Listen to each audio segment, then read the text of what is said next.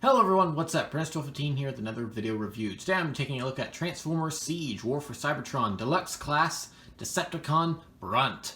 But before we take a look at the figure itself, let's take a quick look at the box. So here we have a typical Siege box. It says right here, Transformers Siege, War for Cybertron Trilogy for ages 8 and up. Of course, that's just a suggestion, they have to put that on there. Manufactured by Hasbro, it says Transformers there. This is an official Transformers Generation product. It is also co-manufactured by Takara Tomy. On the side here, we've got nice artwork of BRUNT, looking very menacing. He is, of course, a deluxe class in several different languages. Over here, we've got a nice poster for Siege. On the back, we have BRUNT and all the things he does. BRUNT is a special figure because he does not transform in the traditional sense. He is a weaponizer, which means you can pretty much completely strip him for parts. And you can do so in 23 steps. And so with that, that's pretty much the box. So here we have BRUNT. Got him in his robot mode to start out with because, well, that's the best way to show off what this figure can do.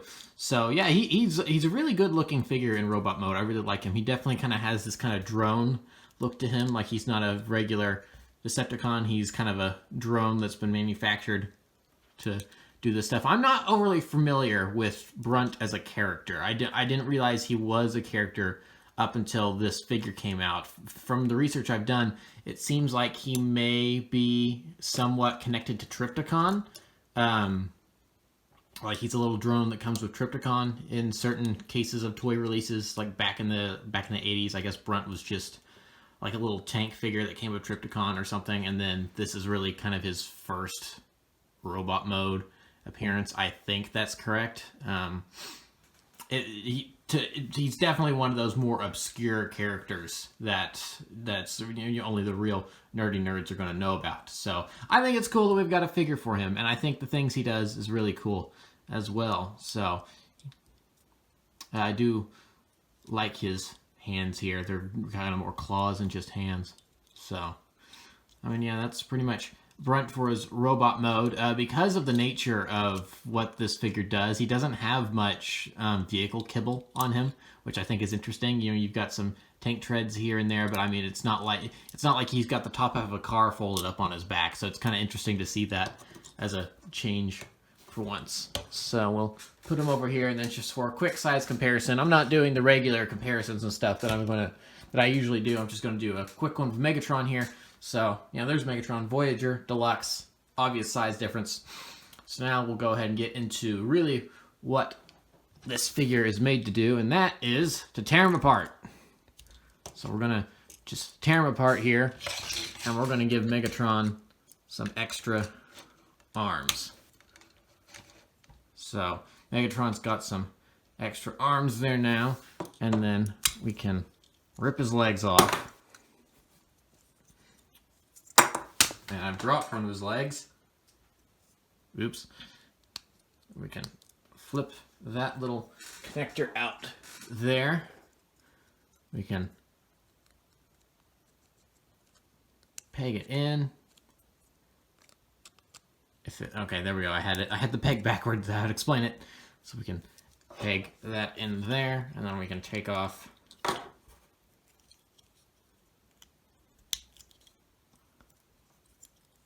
that, kind of swivel it around a little bit, then put this in Megatron's hand, maybe, if he wants to hold it. There we go. And now Megatron's got a great big gun.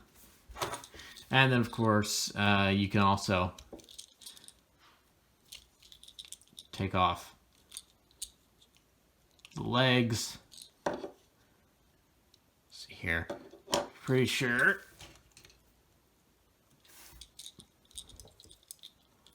legs do something connected with the arms. Essentially, there's a whole bunch of different combinations you can do with this figure. Maybe that doesn't connect there. But I mean, you kind of get the idea from this, is that you can rip him apart, get him to do different things. It's all very, very interesting, and I kind of like that. The other weaponizers that came out prior to this one, I wasn't too impressed with. It was Six Shot and Cog, and I think Skytread was his name, was the Decepticon weaponizer that came out prior to BRUNT. I think that was his name. I wasn't really too enthused with that one. I do kind of like the look of Six Shot, but I feel like his alt mode wasn't that great looking. BRUNT, on the other hand, I really like BRUNT's alt mode. I really like the different things you could do with his separate pieces. So we'll just move Megatron off to the side. We don't need him any longer. So I decided to pick him up. I thought he was a interesting figure, and he really utilized the weaponizer function well. So that just goes back in there. That just goes back in there. And then there we have BRUNT all back together in his robot mode. And then you can give him his cannon in this mode. He can't really hold it very well because, you know, he's got a claw hand. But you can put it into the peg right there. And of course it is compatible with the effects pieces. So there he is, getting to blast some Autobots. So now we can work on getting him into his vehicle mode. So since he is a weaponizer and all of his parts come off, you do have to. There's not really a thing where the parts all go into place. You do actually legitimately rip him to pieces in order to get him into his vehicle mode, which I think is interesting. It's just so very much not the norm for Transformers.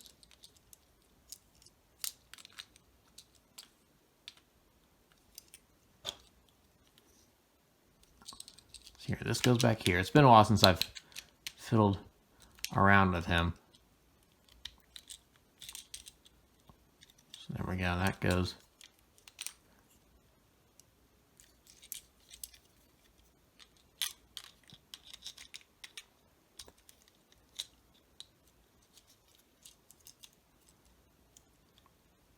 I don't think that's correct.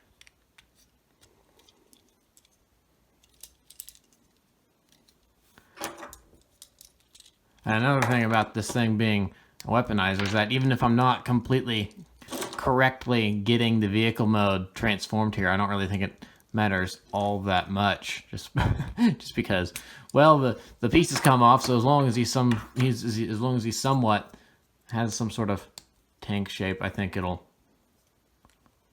work. So just put that in, and then that. This connects in there.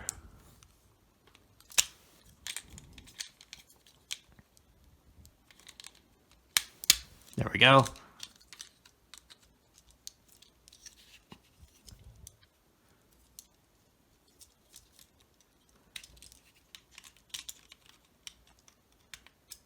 Then maybe I think we've got him in something resembling a vehicle mode here.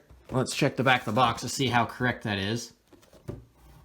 Okay, I got that close. I've got that close. Let's see here. I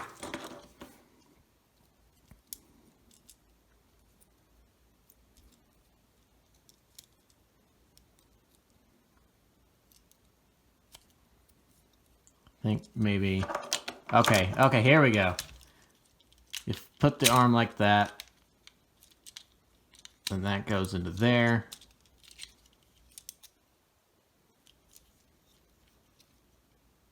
Maybe, okay, that collapses up. I forgot about that. Okay, there we go. So yeah. Actually, the thing I had him in just right then, I think I kind of liked that a little bit better than this. But this does look a little more compact. It does look more like an actual vehicle. So there we go. There's his actual box accurate tank mode. Right there. Oh, actually not quite, because yeah, this gun does disassemble. So you can put that there, and then that's like there. So yeah, so there we have Brunt in his vehicle mode. Interesting figure, a very interesting figure. And so there is a touch of customization to him. There is that you don't have to necessarily follow the instructions completely to get him into a vehicle mode. I had him in a vehicle mode. It wasn't accurate to the box, but I had him in a vehicle mode that I think would work if you wanted to have him like that. So yeah, I certainly like him. I think he's really cool. Just the amount of different things you can do with him, and then there's so many different combinations. And it was like here's all the pieces you get. Yeah, the instructions really go into all the different things you can do with him. I didn't bother showing all those off because there are just so many of them. I'd be here all day almost. But yeah, I really like Brunt. I think he's cool, and I would certainly recommend him as a figure. So yeah, so if you're interested in picking this figure up, I would certainly recommend him. I think he's a great toy to add to your collection. And with that, that'll be the end of this review. So remember to like, comment, subscribe, all that great stuff. Remember to follow me on Twitter and Instagram. Those links are in the description below, and I'll see you guys next time. Thank you for watching, and goodbye.